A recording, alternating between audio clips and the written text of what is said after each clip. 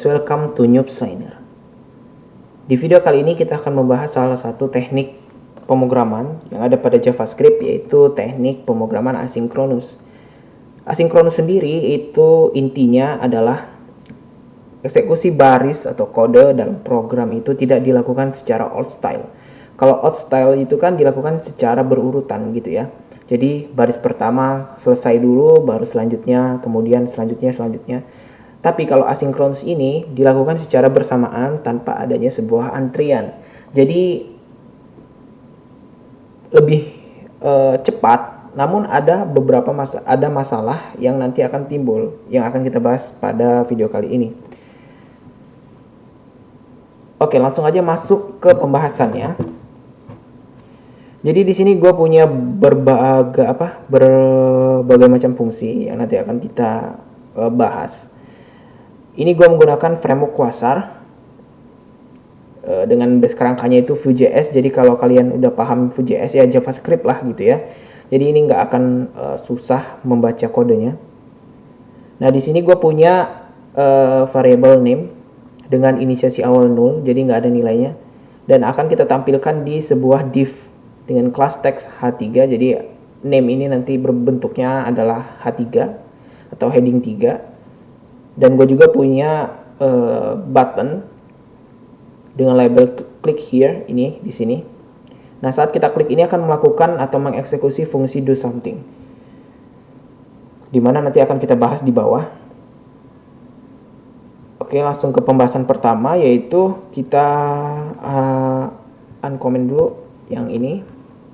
Nah, eksekusi do something, apa sih yang akan dieksekusi? Di fungsi do something ini kita punya dua buah variabel konstanta, di mana yang pertama first, second dengan nilainya udah diinisiasi dari awal.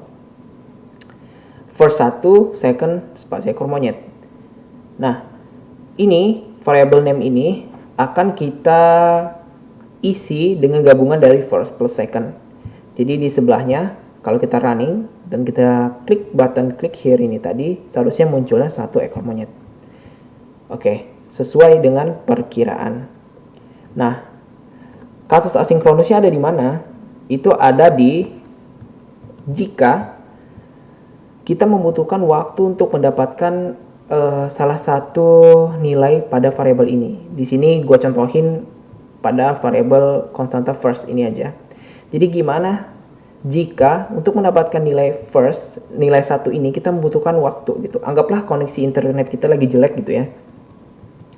Nah, di sini gue punya fungsi baru yang namanya itu get first value. Jadi mendapatkan nilai first atau nilai pertama. Di dalamnya itu ada fungsi set timeout. Set timeout ini banyak banget digunain kalau membahas asinkronus. Di sini set timeout akan gue set selama 5 detik. Itu untuk mendapatkan nilai 1 atau mereturn angka 1 ini selama 5 detik. Kita butuh 5 detik lamanya gitu. Nah, untuk di do something modif sedikit, itu first yang tadinya 1 itu this.getFirstValue. Jadi kita panggil fungsi ini get first value. Nah, untuk hasil yang kita harapkan itu seharusnya kan tetap satu ekor monyet. Namun kenyataannya itu undefined ekor monyet. Kenapa? Karena eksekusi baris-baris selanjutnya dari first ini nggak akan mau menunggu sampai this.getFirstValue yang 5 detik lamanya ini dilakukan gitu.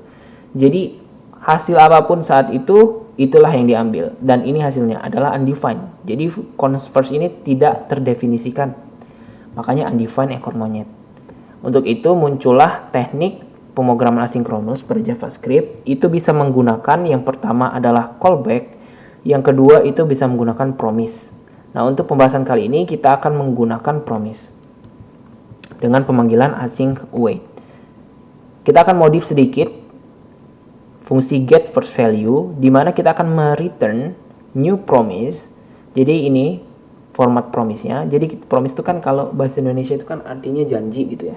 Jadi kita akan mereturn sebuah janji di mana resolve ini adalah keluarannya nanti atau solve-nya, void atau fungsi, Dalamnya tetap sama, set timeout yang artinya kita butuh 5 detik lamanya untuk meresolve angka 1. Kembalian angka 1 ya. Nah, untuk di fungsi do something, karena kita menggunakan async await, itu di depannya dikasih kata async. Async ini apa sih artinya? Jadi async ini menandakan bahwa do something, fungsi do something di dalamnya itu bisa menggunakan atribut await. Jadi const first yang tadinya cuma this.getFirstValue akan kita tambahkan await di depannya, artinya menunggu gitu ya. Jadi baris-baris selanjutnya const second, this.nameFirst plus second ini akan menunggu firstnya untuk selesai dulu. Apa sih? Yaitu mengeksekusi this.getFirstValue. Yang artinya saat ini sudah diselesaikan, maka baris-baris selanjutnya baru bisa dieksekusi seperti itu. Jadi di sini kita akan menunggu selama 5 detik, baru satu ekor monyetnya akan muncul. Kita klik di sini. 1, 2, 3, 4, 5. Oke, muncul satu ekor monyet. Jadi itulah salah satu teknik dalam pemrograman asinkronus yang kita bahas ini menggunakan promise.